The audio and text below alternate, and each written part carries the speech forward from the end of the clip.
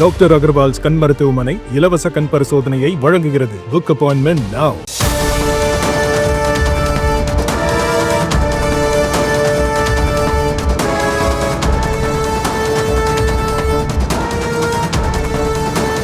கன்னட சினிமாவை உலுக்கி எடுத்த போதைப் பொருள் வழக்கு போல தமிழ் சினிமாவான கோலிவுட்டிலும் பூகம்பம் வெடித்திருக்க இன்னும் பலர் சிக்கக்கூடும் என்ற அதிர வைக்கும் தகவலும் வெளியாகி உள்ளது.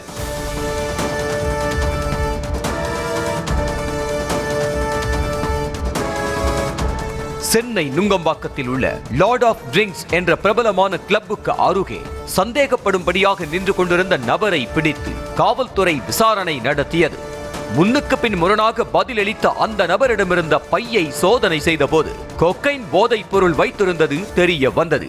விற்பனைக்காக கொக்கைன் என்ற போதைப் பொருள் வைத்திருந்த அந்த நபர் சேலத்தைச் சேர்ந்த பிரதீப் குமார் என்ற பிரெட்டோ என்பதும் கண்டுபிடிக்கப்பட்டது.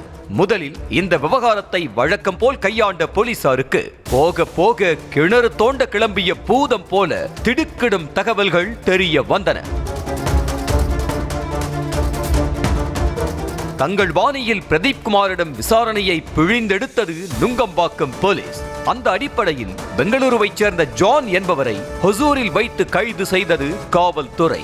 ஜானிடமிருந்து மட்டும் 11 கிராம் எடை கொண்ட கொக்கைன், 40,000 ரூபாய் பணம், 2 செல்போன்கள் பறிமுதல் செய்யப்பட்ட நிலையில் காவல்துறை விசாரணை இன்னும் தீவிரமடைந்தது.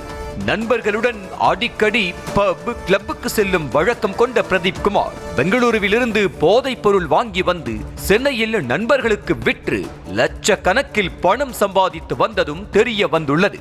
மேலும் விசாரணையின் முடிவில் காவல்துறையே எதிர்பார்க்காத வகையில் அதிமுக முன்னாள் நிர்வாகியான பிரசாத் என்பவருக்கு தொடர்பிருப்பது கண்டுபிடிக்கப்பட்டது. பெங்களூருவிலிருந்து கொக்கைன் போதைப் பொருள் வாங்கி வரும் பிரதீப் குமார் அதிமுக முன்னாள் நிர்வாகி பிரசாத்திடம் விற்றது தெரிய வந்திருக்கிறது. 2020ஆம் ஆண்டு முதல் 5 ஆண்டுகளாக பெங்களூருவில் இருந்து போதைப் பொருள் வாங்கி வந்து பிரசாத்திடம் பிரதீப் குமார் பணம் சம்பாதித்துள்ளார் என்ற தகவலும் போலீசாருக்கு தெரிய வந்தது. பெங்களூருவில் வெறும் 7,000க்கு வாங்கி 12,000 ரூபாய்க்கு கொக்கைன் போதைப் பொருளை அதிமுக முன்னாள் நிர்வாகி பிரசாத்திடம் விற்றதும் பிரதீப் குமார் கொடுத்த வாக்குமூலத்தின் அடிப்படையில் கண்டுபிடிக்கப்பட்டுள்ளது. 2023ஆம் ஆண்டிலிருந்து 40 முறைக்கு மேல் அதிமுக முன்னாள் நிர்வாகி பிரசாத்திற்கு மட்டும் சுமார் 5 லட்சம் ரூபாய்க்கு பிரதீப் குமார் போதைப் பொருள் விற்றது கண்டுபிடிக்கப்பட்டுள்ளது. போதைப் பொருள் வழக்கில் அரசியல் கட்சி நிர்வாகிக்கு தொடர்பு என போலீசார் திடுக்கிட்டு போக அடுத்தடுத்த திருப்பமாக அரசியல் புள்ளியின் தொடர்பை தாண்டி சினிமா பிரபலங்களை நோக்கி போதைப் பொருள் வழக்கு நகர ஆரம்பித்தது. அதிமுக முன்னாள் நிர்வாகி பிரசாத் நடிகர் ஸ்ரீகாந்தை வைத்து தீக்கிரை என்ற படத்தை தயாரித்து வந்த நிலையில் பிரசாத் மூலமாக நடிகர் ஸ்ரீகாந்துக்கும் போதைப் பொருள் பழக்கம் ஏற்பட்டிருக்கிறது.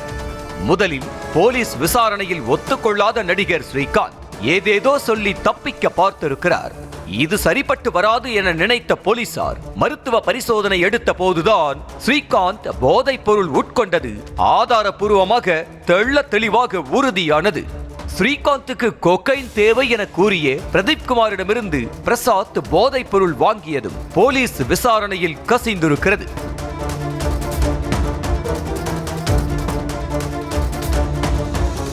பிரதீப் குமார், பிரசாத் ஆகியோரின் செல்போனை கைப்பற்றிய போலீசார் மெசேஜ், பண பரிவர்த்தனை ஆகிய விவரங்களை தோண்டி எடுத்தனர். அந்த வகையில் 3 ஆண்டுகளாக பிரசாத்தும் நடிகர் ஸ்ரீகாந்தும் நெருங்கிய நண்பர்களாக பழகி வந்திருக்கிறார்கள். அடிக்கடி கிளப் பப்புகளில் பார்ட்டி ஏற்பாடு செய்யும் அதிமுக முன்னாள் நிர்வாகி பிரசாத் அந்த பார்ட்டியின் மூலம் கொக்கைன் போதைப் பொருளை சப்ளை செய்து வந்ததாக கூறப்படுகிறது. இரவு பார்ட்டி, கொக்கைன் விருந்து என பிரசாத்துடன் சேர்ந்து நடிகர் ஸ்ரீகாந்தும் சுகபோகமாக உல்லாசமாக இருந்து வர தற்போது கூண்டுக்குள் சிக்கி அடைபட்டு கிடக்கும் நிலைக்கு ஆளாகி இருக்கிறார்.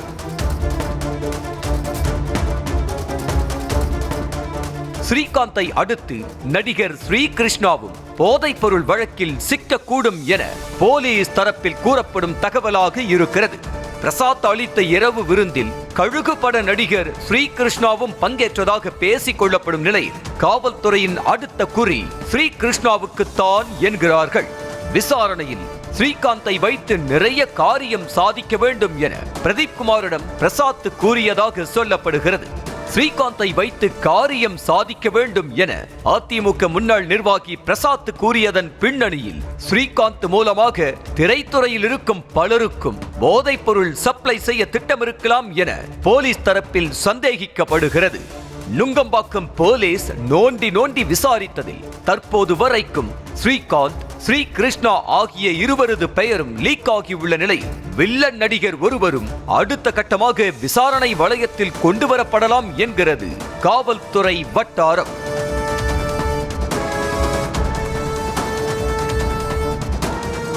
சில ஆண்டுகளுக்கு முன்பு கன்னட சினிமாவே கதிகலங்கும் அளவுக்கு போதைப் பொருள் பயன்படுத்திய வழக்கு உலுக்கி எடுத்தது.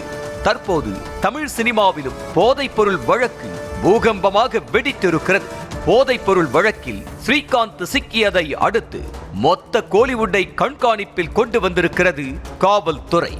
முக்கியமாக ஸ்ரீகாந்துடன் நடித்த நடிகைகளின் பெயர்களும் காவல்துறையின் விசாரணை பட்டியலில் இருப்பதாக தெரிவிக்கப்படுகிறது.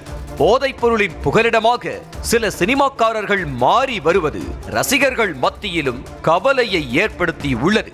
விசாரணை இன்னும் விரிவடையும் போது மொத்த போதைப் பொருள் நெட்வொர்க்கும் வெளிச்சத்திற்கு வரும் என எதிர்பார்க்கலாம். இதற்கிடையே கைது செய்யப்பட்ட நடிகர் ஸ்ரீகாந்திற்கு வரும் 7ஆம் தேதி வரை நீதிமன்ற காவல் விதித்து மேஜிஸ்ட்ரேட் தயாளன் உத்தரவிட்டிருக்கிறார். இதனைத் தொடர்ந்து பலத்த போலீஸ் பாதுகாப்புடன் நடிகர் ஸ்ரீகாந்த் புழல் சிறைக்கு அழைத்து செல்லப்பட்டார். ஸ்ரீகாந்தை முதல் வகுப்பு சிறையில் அடைக்க ஒப்புதல் அளித்துள்ளதாகவும் கூறப்படுகிறது. டாக்டர் அகர்வால்ஸ் கண் மருத்துவமனை இலவச கண் பரிசோதனையை வழங்குகிறது. Book appointment now.